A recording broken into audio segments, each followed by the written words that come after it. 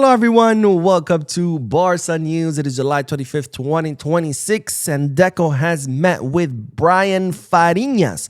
And I'm going to tell you why. Also, Manchester City have made an inquiry in regards to Marc Bernal. And finally, news stating that Barcelona have entered the race for Rodri. Is it true? Is it not? I'm going to tell you all the details in this video. We have a lot to discuss, so let's begin.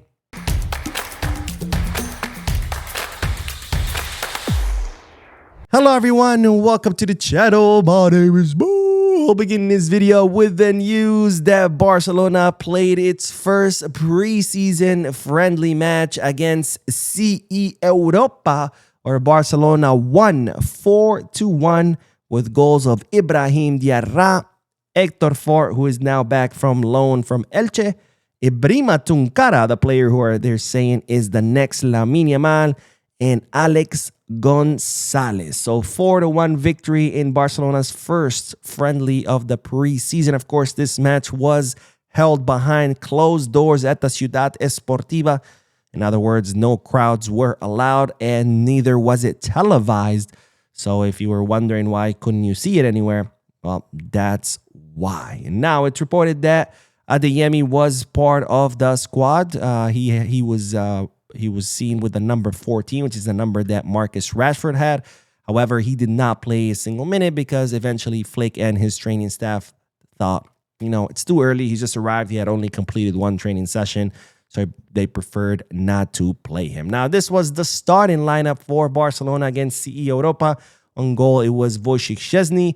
The two center backs were Andreas Christensen and Gerard Martin. Two fullbacks were Héctor Fort and Jofre Torrents. In the midfield, we had Guille Fernandez, Ibrahim Diarra, and Brian Farinas. And then the front three were Rooney Bardghji, Hamza Abdelkarim as our center forward, and then Shane Kluivert, who is the son, of course, of the Barca legend, Patrick Kluivert. Now, in the second half, Hansi Flick changed the complete lineup, changing all the players with Ter Stegen even getting some minutes, even though he is expected to leave. In fact, they're saying now that Ter Stegen could be flying out on Monday to Amsterdam in order to undergo the physical exams. And then the only players who did not get minutes were Alejandro Balde and Marc Bernal, who are still, who I guess they had some muscle overload. And of course, Ronald Araujo, who is still recovering from his injury. Now, it's reported from those who did attend the match, there were a few reporters, that Andreas Christensen looked really solid, even though he has been out of competitive rhythm for a very long time. So this is, of course, good news because, hey, we did just renew him for 2 more seasons, so hopefully, he can recover his form, because before his injuries, I thought he was an incredible center back. The problem is he couldn't stay healthy. Hopefully, since we have renewed him, hopefully he can stay healthy and hopefully he can continue contributing to the team. Now, another player who impressed a lot in this one is very exciting, is, of course, Ibrahim Diarra, the Malayan attacking midfielder who Barcelona signed 2 summers ago. Someone who's incredibly talented and has lots and lots of potential. But unfortunately, that potential has been curtailed a lot by injuries. He's had a serious injury after serious injury. In fact, he got an injury last summer during the preseason with Hansi Flick. But Diarra not only scored a goal against CE Europa, but he also was able to impress Hansi Flick and his staff with his overall performance. And they're saying that Diarra has now increased his chances of staying with the first team, or at least in first team dynamic. Of course, first team dynamic means, training exclusively with the first team, but you could still be playing matches with Barca Athletic and even possibly getting called up to first team matches. And of course, I'm very, very excited. I hope Ibrahim Diarra can now stay healthy and can impress us and show us all the potential that he has. Now, the team will be off this whole weekend. Hansi Flick has given them the weekend off. Of course, the match was on Friday, so they're off Saturday and Sunday. And on Monday, the team will be flying to England to continue their preseason training in St. George's Park, which is where the English national team trains. And of course, there will be 2 friendly matches in England against Birmingham City. There's going to be open door match, and then against Preston North, who they're saying is going to be a closed door match, just like the one against CE Europa. Now on to the next bit of news, because Deco has met with Brian Farinas in order to figure out his future. If you don't know who Brian Farinas is, he's a 20-year-old center midfielder who joined the academy back in 2018. So he's been at the club for 8 years. Brian Farinas was set to leave to Girona. The agreement had been reached and everything had been negotiated. But then Hansi Flick paused that move, stating that he wanted to keep Brian Farinas for the preseason. And well, now the deal his move to Girona has completely fallen through. And now Deco has sat down with Brian Farinas in order to discuss the future of the player, which we still don't know what's going to happen, if he's going to stay at Barca or he's going to go somewhere else. But one thing is for sure is that Hansi Flick wants to count on Brian Farinas for the whole preseason. He wants to see what this guy has to offer. In fact, they're saying he did really well in a friendly match against Europa, dictating the tempo of the match from the midfield. Now, Brian Farinas is expected to travel to England with the rest of the team. However, we'll have official confirmation on Monday. They're saying Barcelona will release the official final list of the players who will travel to England on Monday. So we'll know 100% sure whether Brian Farinas is on that list or not. But they're saying that he is expected to travel with the team.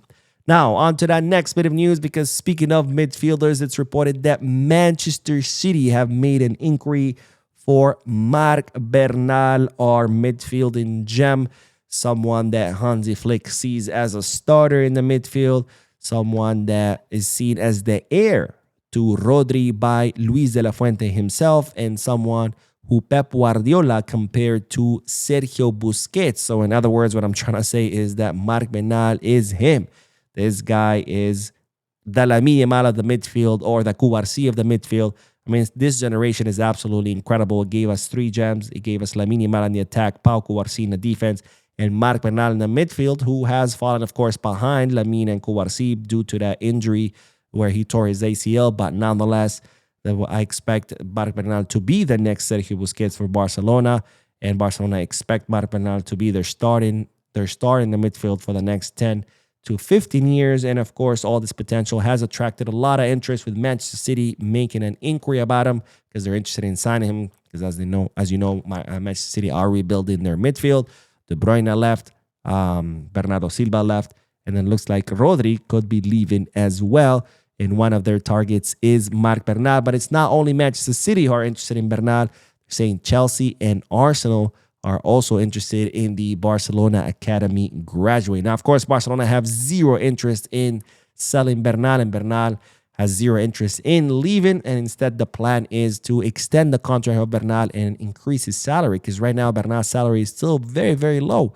So, of course, Barcelona want to give him a higher salary in order, so he's not tempted by other clubs who I'm sure are willing to throw all kinds of money at the youngster. Now, speaking of Rodri, we're going to end today's video with a big bombshell coming from Fabrice Hawkins, who has reported that Barcelona have entered the race for Rodri. Now, the Spanish midfielder has 1 year left on his contract with Manchester City. It looks like he doesn't want to renew his contract, and instead he is looking to return to Spain, with many sources saying that Real Madrid are actually in advanced talks to sign Rodri, and that Rodri will most likely end up at Real Madrid.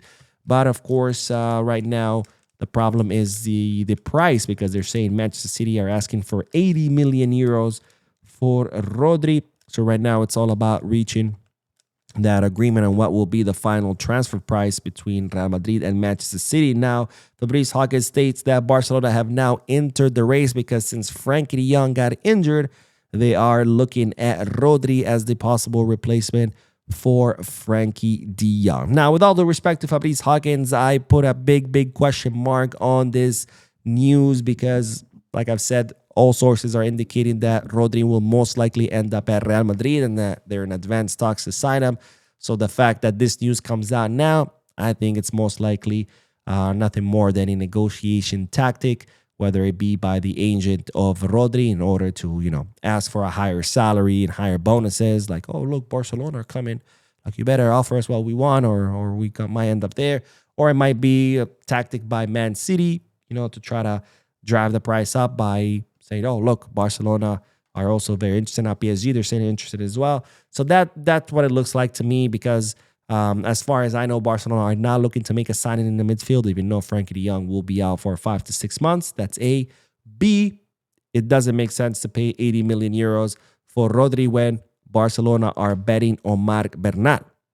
And this is why I put these two news together, because they are linked. So for me, I would put a huge question mark on this report that Barcelona are joining the race, especially because, and the third reason, the price, right? 80 million euros. Just don't see Barcelona spending 80 million euros when, well, they're trying to spend a lot of money on Julian Alvarez. Now, would I love to see Rodri at Barcelona? Absolutely. I think Rodri at Barcelona would be phenomenal. I mean, he is a Pep Guardiola student, so he would fit like a glove, but I don't see this happening.